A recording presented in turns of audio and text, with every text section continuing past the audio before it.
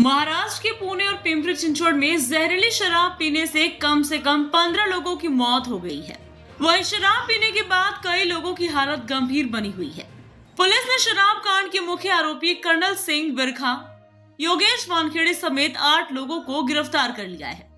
जानकारी के अनुसार पिंपरी चिंचवड के दापोड़ी और फुगेवाड़ी इलाके में 8 लोगों ने दम तोड़ा। वहीं पुणे के काले पड़ल इलाके में 3 और हड़पसर इलाके में 2 लोगों की मौत हुई है। जांच में सामने आया है कि जहरीली शराब आरोपी योगेश वानखेड़े ने तैयार की थी। पुलिस ने उसके खिलाफ पहले से भी कई आपराधिक मामले दर्ज किए हुए थे।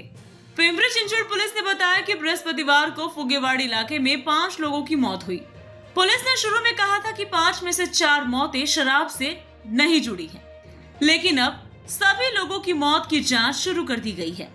हड़पसर थाने के अधिकारी ने बताया कि उनके क्षेत्र में 3 लोगों की मौत हुई। उन्होंने कहा कि इन लोगों ने पेट दर्द की शिकायत की थी। मौत का सटीक कारण पता लगाया जा रहा है और जहरीली शराब के पहलू की जांच की जा रही है।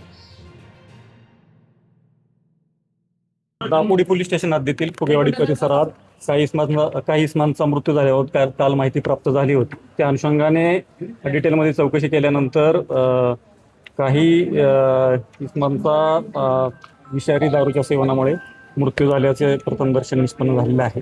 त्याच्यामध्ये आतापर्यंत 7 लोकांचा मृत्यू झालेला आहे आणि 3 इसमांवर विविध हॉस्पिटलमध्ये उपचार सुरू आहेत। एक्साइज आणि पोलीस विभागाने आतापर्यंत 8 आरोपींना ताब्यात घेतलेला आहे आणि या घटनेचा पुढील तपास सुरू आहे। आमच्याकडे एवढीच माहिती आलेली की हा गेला तो गेला काय, आणि ते कशामुळे झालं हे आम्हाला काय माहित नाही। तर नागरिक बोलायला लागले तेच म्हणते दारू पिऊन मेला। आता ते कशामुळे पोस्टमार्टम रिपोर्टमध्ये कळेल कशाने मेलाय कशाने नाही। प्रत्येकाचा आहे ना पोस्टमार्टम रिपोर्ट सगळे दवाखान्यातच मेलेले आहेत। एक मुलगा घरात मेला होता, त्याला आज सकाळी नेलाय दवाखान्यात। आता दारू विक्री होत होती सगळ्याला कल्पना माहिती, आणि गावातलेच लोक गेलेले आहेत। आमच्या गावातले 8-9 लोक झाले आता काल परवापासून।